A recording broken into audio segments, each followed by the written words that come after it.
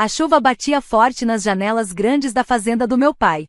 Mas a verdadeira tempestade estava acontecendo dentro do quarto. Parabéns, Ethan, meu pai disse, entregando um envelope grosso, cor creme, pro meu irmão mais novo. Você merece tudo isso, a casa, a empresa, o dinheiro. Você ganhou. Eu estava sentada à mesa de madeira escura, com as mãos no colo, tentando não tremer. Meu irmão não conseguia me olhar nos olhos. O maxilar dele estava travado. Minha mãe desviou o olhar, fingindo brincar com a pulseira. Aí meu pai olhou para mim. E você? Ele disse, com um sorriso frio. É uma inútil, vive correndo atrás de sonhos. É sensível demais, emocional demais. Não posso deixar meu legado com alguém que ainda pensa com o coração. Tinha 5 pessoas na sala, ele, meu irmão, minha mãe, o advogado e eu. Mas por um instante, me senti invisível. Meu pai nem hesitou ao empurrar os papéis pro advogado. Pode ir, vamos tornar isso oficial. Pai, eu sussurrei, com a voz falhando. Não faz isso. Ele riu. Poupe-me da cena, Laia. Você não é mais uma criança. Você escolheu sair. Você disse que queria fazer algo significativo. Ele até fez aspas com os dedos, zombando. Foi ajudar gente estranha, e pra quê? Sem dinheiro, sem sucesso, só anos jogados fora. Você nunca perguntou por que eu fui embora. Eu falei baixo, com a voz tremendo. Você nunca se importou. E ainda não me importo, ele disse seco. Isso aqui é o mundo real, não um dos seus sonhos de caridade. Seu irmão ficou, trabalhou, me mostrou lealdade. Ele mentiu pra você, eu disse. Você só não quis enxergar. Meu pai riu de novo. Isso é inveja falando. O advogado, um senhor chamado Sr. Caldwell, começou a parecer desconfortável. Apertou forte a pasta que segurava, e o suor escorria na têmpora. Eu acho, ele disse devagar, que antes de qualquer assinatura, tem algo que o senhor precisa saber. Meu pai fechou o rosto. O que você tá dizendo? Senhor, Caldwell limpou a garganta, ajeitou os papéis. Existe uma emenda no testamento. Foi feita anos atrás, mas selada a pedido da mãe do senhor, sua falecida mãe. Minha avó. A única que me entendia. A única que dizia que eu tinha mais força no meu silêncio, do que muita gente nos seus gritos. Que emenda? Meu pai perguntou, já irritado. O senhor, Caldwell abriu a pasta e tirou um documento amarelado. Ela pediu para adicionar isso depois da última visita ao cartório.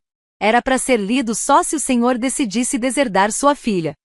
O rosto do meu pai endureceu. Isso é ridículo, ela não tinha autoridade para isso. Tinha sim, o advogado disse firme. Ela tinha 51% das ações da empresa principal da família. O senhor nunca contestou essa cláusula. Ela era legalmente válida. Meu irmão se mexeu, desconfortável. Minha mãe congelou, a mão parada sobre o colar de pérolas. O senhor, Caldwell se virou para mim. Senhorita Laia, a senhorita quer ler, ou prefere que eu leia? Eu nem me mexi. Olhei pro envelope na mão de Ethan. Aquele que, até agora, parecia conter todo o poder do meu pai. Leia, eu disse, calma. O advogado abriu o papel. No caso de minha neta Laia ser considerada indigna por seu pai, eu concedo a ela total controle sobre minha parte da empresa, com todos os direitos de voto transferidos pro nome dela, para valer imediatamente. Isso substitui qualquer distribuição anterior relacionada à empresa. Silêncio. O único som era a chuva, agora mais leve, como se também escutasse. O que isso significa? Meu pai rosnou. Significa, o advogado disse olhando para mim, que sua filha agora é a sócia majoritária. E nada que o senhor assinou hoje pode mudar isso. Meu pai se levantou bruscamente, a cadeira rangendo no chão. Isso é um absurdo, ela nem entende de negócios. Talvez não entenda da sua maneira, eu falei, levantando devagar. Mas eu sei liderar, sei cuidar das pessoas. Sei construir sem pisar em ninguém. E sei ser o tipo de pessoa que a vovó teria orgulho. Meu pai ficou parado, primeiro sem acreditar, depois com raiva, e por fim, confuso. Isso não, ela não pode, ele murmurava. Dei um passo à frente, minha voz calma, mas firme. Você disse que eu era inútil, que eu não trazia nada de valor. Mas a verdade é que eu nunca precisei provar nada para você. Então, olhei pro advogado. Vamos continuar. Por favor, temos trabalho a fazer. Meu irmão abaixou os olhos. Minha mãe abriu a boca como se fosse dizer algo, mas ficou em silêncio. Meu pai nem voltou a se sentar. Não disse mais nada. Só ficou ali, parado, travado, enquanto o mundo que ele achava controlar escapava pelas mãos. A sala ficou tão silenciosa que parecia que o ar tinha sumido. Meu pai estava de pé, com os lábios apertados, o maxilar tenso. As mãos agarradas na cadeira com tanta força, que os nós dos dedos estavam brancos. Pela primeira vez na vida, eu vi algo nos olhos dele, que nunca pensei que veria: medo. Ele não gritou, não fez escândalo. E isso só deixou o silêncio mais pesado. Não era aceitação. Era choque. Um homem que perdeu tudo e nem percebeu a hora que isso aconteceu. Por favor, sente-se, eu falei, com sinceridade. Não falei por deboche, nem por vingança. Porque, apesar de tudo que ele fez, eu não era como ele. Eu não queria humilhar ninguém. Eu só queria algo que me foi negado a vida inteira: respeito. Mas ele não se mexeu. Quem falou foi meu irmão, Ethan. Espera aí, isso não é justo. Ela foi embora. Ela não queria saber do negócio. Ela fugiu para ensinar ou cuidar de órfãos. Sei lá. Eu me ofereci para ajudar em abrigos. Ajudei a construir moradia para mães solteiras. Eu disse, firme. Eu não fugi. Eu encontrei meu propósito. Nem todo mundo precisa de uma sala de reuniões para fazer a diferença. Isso é bonito e tal, Ethan murmurou, ainda segurando o envelope como se fosse um bote salva-vidas. Mas você não sabe nada sobre como tocar a empresa. Sei o suficiente, eu respondi. Sei que você andou manipulando números e desviando dinheiro para uma empresa falsa, em nome daquele seu amigo. Os olhos do Ethan se arregalaram. Laia. Minha mãe engasgou. A voz dela finalmente subiu. Chega. Isso é família. A gente não precisa se destruir assim. Ah, agora é família? Eu disse. Minha voz fraquejando só um pouco. Era família quando vocês ficaram calados, enquanto ele me chamava de peso morto. Quando ele deu tudo pro Ethan, sem nenhum obrigada, pelo que eu abri mão para manter essa família de pé por trás dos panos. Você nunca foi feita para esse mundo. Ela sussurrou. Eu sei, eu disse, balançando a cabeça. Todos vocês deixaram isso bem claro. Menos a vovó, ela pensava diferente. O advogado tossiu discretamente. Se me permite, senhorita Laia, as ações não foram o único legado que sua avó deixou. Ela deixou mais uma coisa para você. Algo que ela pediu para ser entregue só nesse momento. Ele colocou a mão na pasta e tirou um pequeno objeto. A caixa era velha e gasta. Quando o advogado abriu, vi dentro uma bússola dourada, antiga, igual a que minha avó costumava deixar na estante. Ela sempre dizia que aquela bússola ajudava a encontrar o caminho quando tudo parecia perdido. Embaixo dela, havia uma cartinha dobrada, com meu nome escrito com a letra delicada dela. Minhas mãos tremiam quando abri. Minha querida Laia.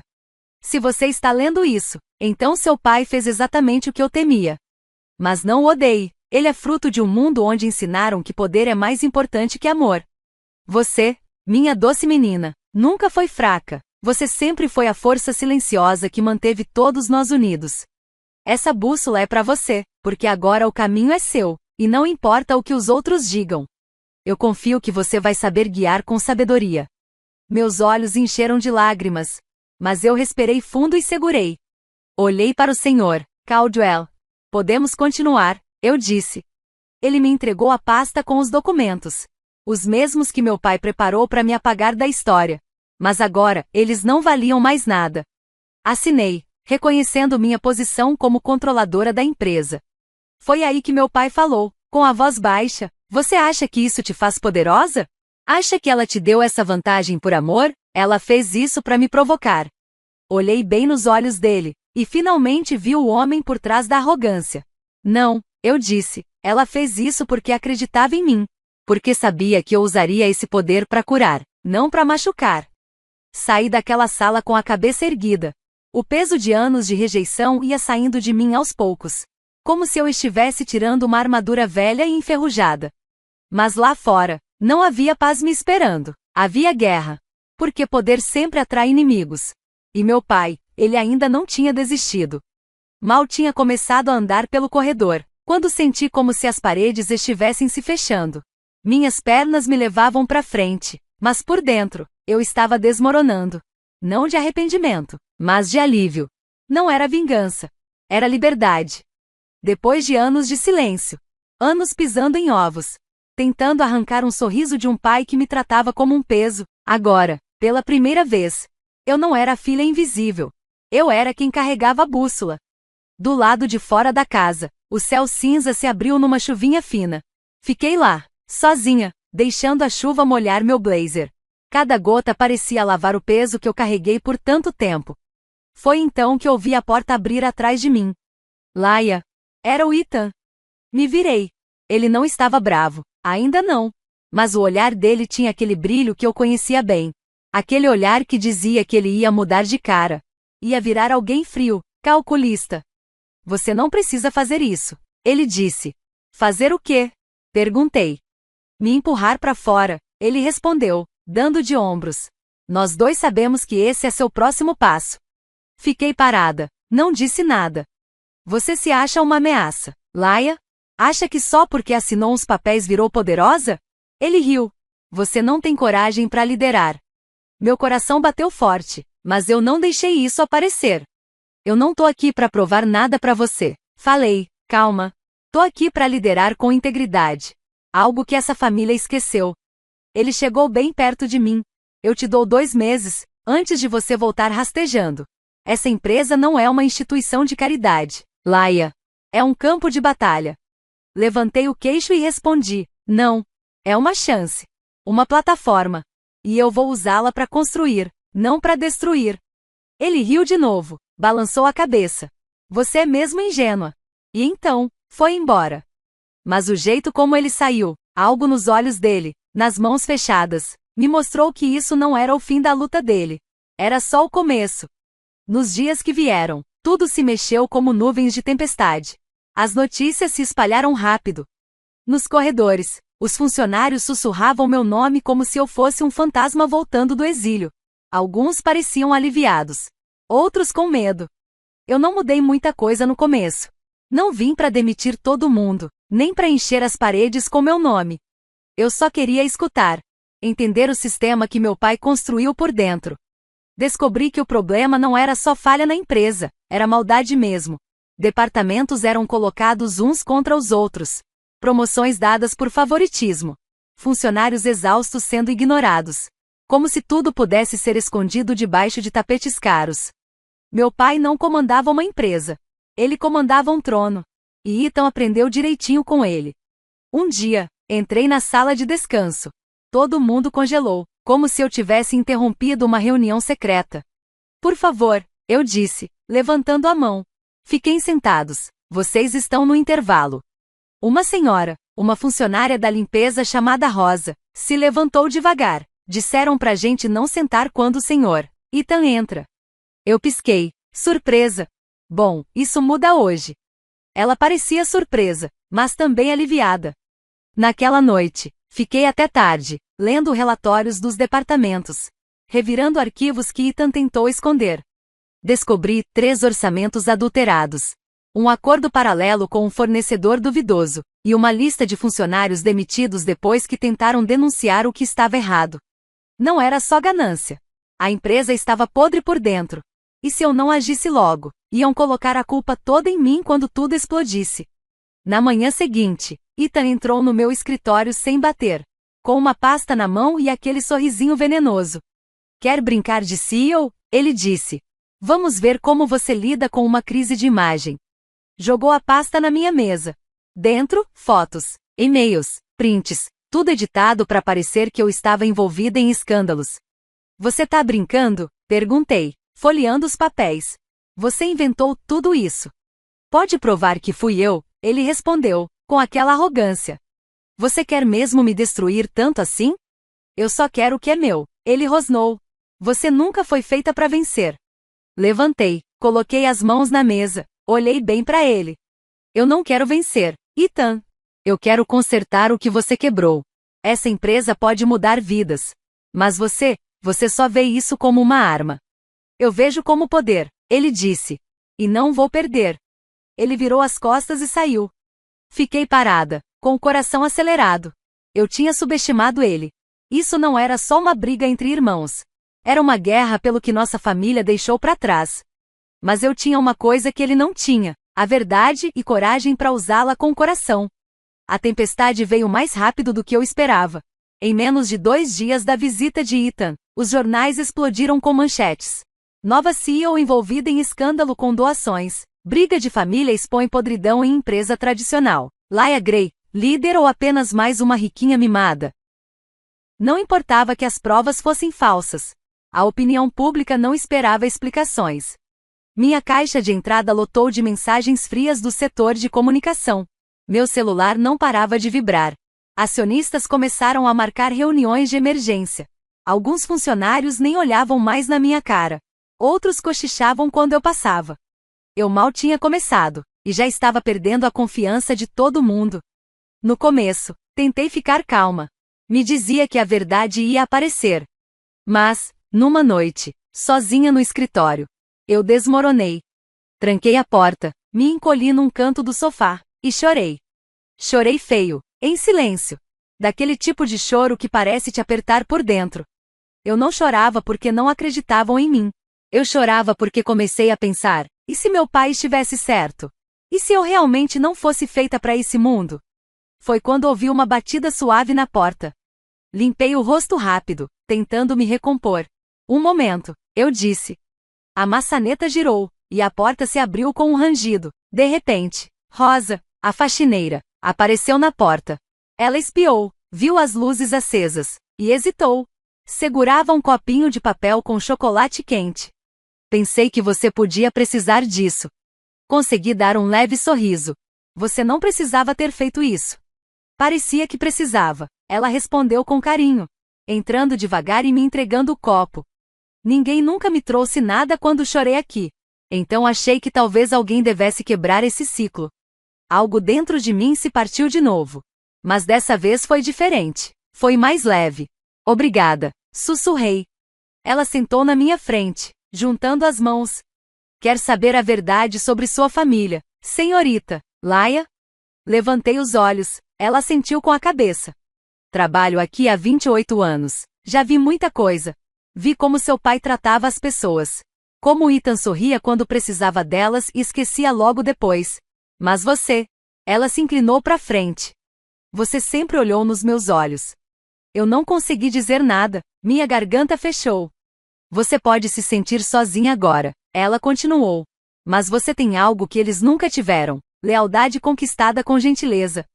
Pisquei rápido, tentando engolir o nó na garganta. Por que você está me ajudando?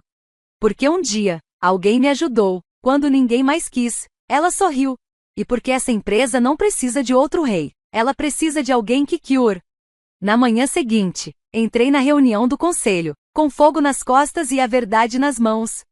Deixei eles falarem primeiro, as acusações, as dúvidas, os pedidos para eu renunciar. Um até ameaçou me processar.